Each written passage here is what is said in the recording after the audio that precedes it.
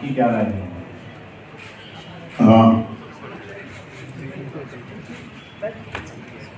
What a time to be alive.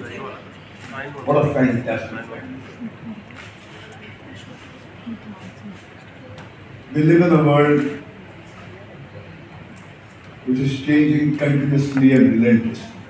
हम सब एक ऐसे नदी में बह रहे हैं जो कल क्या मोड़ लेगी उसका किसी को अंदाजा नहीं। जैसे बच्चे ने कहा कि कभी इसने सोचा ही नहीं था कि कभी ये एक कमरे में बैठेगा जहां पर कंप्यूटर से घिरा होगा और एक पूरी की पूरी फिल्म जो है एक स्टूडियो 60 बाय 60 स्टूडियो में बना देगा, जहां आपने इमेजेस देखें, ट्रेन है चलती है, स्टेशन हैं, स्नो लैंडस्केप्स हैं, क्या नहीं है। ये इमेजेस सोच के हम बहुत ही मिडिल क्लास माहौल में पले बने हैं, जहाँ पर हम लोकेशन के बारे में 10 मरतबा सोचते थे उसका कॉस्ट क्या है, कितना भाड़ा होगा। और ये जो इमेजेस थी ये रईसों की जागीर थी, बड़े लोगों की जागीर थी जिनके पास बहुत बड़े बड़े स्टार्स थे।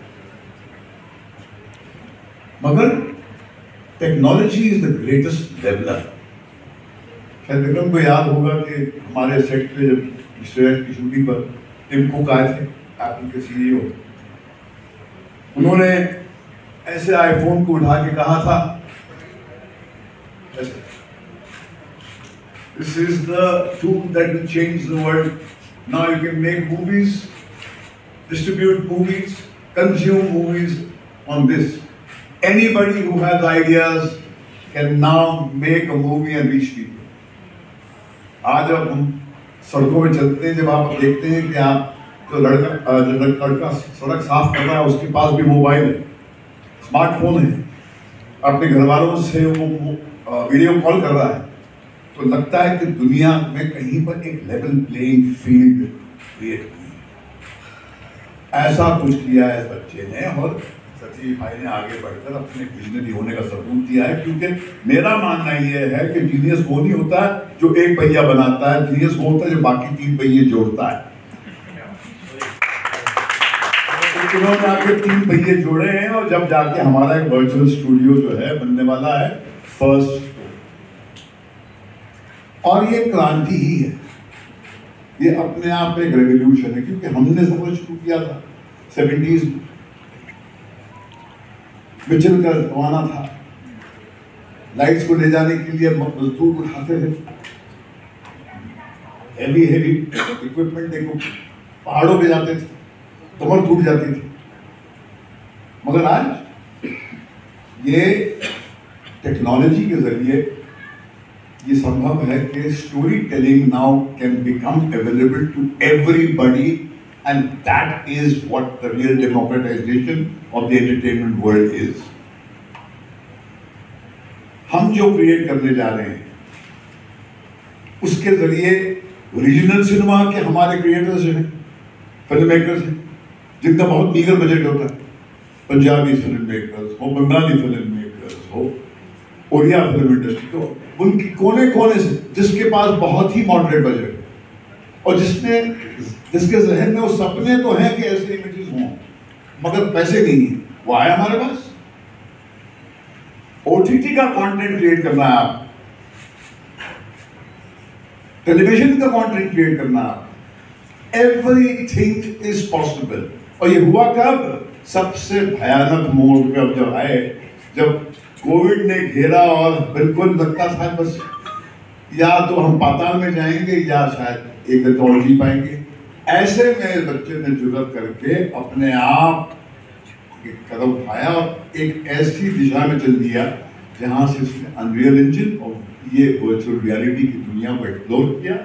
इसलिए जुदा होके भी हमारे लिए रिसर्च एंड डेवलपमेंट एक डेमोन्स्ट्रेशन एक सबूत है। एंड हिंदुस्तान की आवाम ने इसको सराहाया है। कोई मजाक है बोल दे के साथ ये अनरियल इंजन का ये शॉट जो है अनरियल है।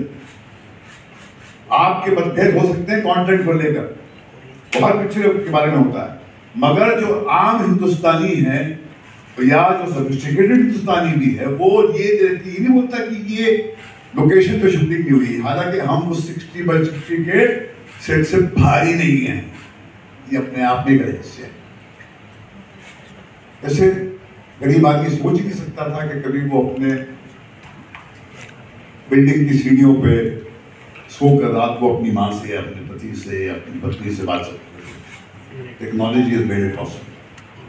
तो मेरा ये मानना है कि the times are fascinating times, and there are few things I would like to say is that हम सब जानते हैं कि बिजनेस, सिनेमा का बिजनेस श्रिंक हो गया है। संजीव भाई जो ग्रासरूट से वाकिफ हैं, वो कहते हैं कि साहब कब तक अगर आपको 2 महीने पहले 100 रुपये मिलता था आपको अपनी हिंदुस्तानी फिल्मों का, हिंदी फिल्मों का, तो आप उसका 15% मिलता है। बिजनेस जो है श्रिंक हो गया, द इकोनॉमी इज इन डोल्ड्रम्स। ऐसे में हमको स्मॉल बजट फिल्म बनानी है तो आपको कोई जरिया अपनाना पड़ेगा जिससे आप स्मॉल लगे नहीं प्राइम फेस, क्योंकि एज ऑफ इमेज मेकिंग और टाइम पावर्टी की एक बहुत बड़ी मार है। अगर हम सब किसी चीज से लड़ रहे हैं, वो वक्त की हीनता, आपकी कोशिश होती है कि जल्द से जल्द आप अपना ये कंटेंट जो है यहाँ कैप्चर करके भेजें। हमारी भी यही प्रॉब्लम होती है, टाइम पावर्टी से सारे विश्व में सब के सब पॉलिटिशियन से लेकर एंटरटेनर से लेकर मीडिया हाउसेस सब जो हैं आपके अटेंशन को ग्रैब करना चाहते हैं। अटेंशन इकोनॉमी में हम इमेजेस के जरिए ही लोगों तक पहुंच पाएंगे। ये बच्चा आया, उसने मुझे आके उस दिन समझाया, भाई साहब कहानियां तो एक जरिया होती हैं लोगों को बांधने का, मगर लोग आएंगे तभी सिनेमा हॉल में जब वो स्पेक्टेकल देखेंगे। और सतीश भाई ने कल मुझे चौंका दिया, उसने कहा कि भैया अब हमारी जो है सोच बड़ी हो जानी चाहिए, एक विराट स्वरूप दिखाया। उन्होंने कहा कि 9,000 सिनेमा हॉल्स को क्यों टारगेट कर रहे हैं, विश्व में 1.5 लाख सिनेमा हॉल हैं, हम बनाएंगे वर्ल्ड बेस्ट लुकिंग कंटेंट और भेजेंगे, स्पेन में भेजेंगे, पोर्चुगल में भेजेंगे। हम क्यों सिर्फ 9,000 सिनेमा तक अपने आप को सीमित रखें? कहीं पर जुर्रत, ये कोविड के दौर से गुजर के कुछ लोगों के विजन में के अंदर एक जुर्रत पैदा हुई है, और ये टेक्नोलॉजी की सहायता से एक लीप लिया गया है जो आपको हमारे स्टूडियो में हम प्रोवाइड करेंगे। The skills to create for your film. अगर आप बहुत बड़ी फिल्म बना रहे हैं तो ये विक्रम का दावा है कि 40% कॉस्ट कम कर देगा। 40% वापस आओगे।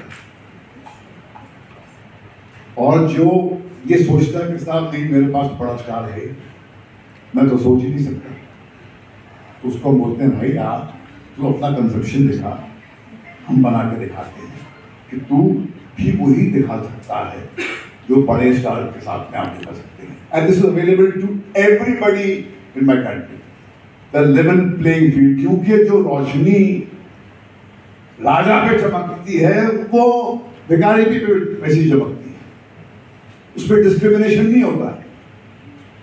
उसी तरह टेक्नोलॉजी का जब फायदा होता है तो सबको होता है। It doesn't create a privileged class. तो I would say a level playing field, a democratization is going to take place. और खिलौने जो हम बना रहे हैं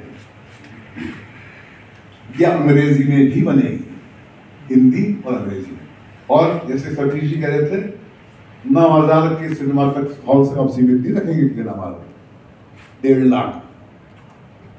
तो खेल बदल गया। This is an age of new suns, नए सूरजों का जमाना है। एक सूरज नहीं, कुछ अजीब अजीब जगह से सूरज निकल रहे हैं। और हम अगर चेंज अवर्स हों, अगर हम चेंज और परिवर्तन से अपना दामन बचाते रहें तो हम चूक जाएंगे।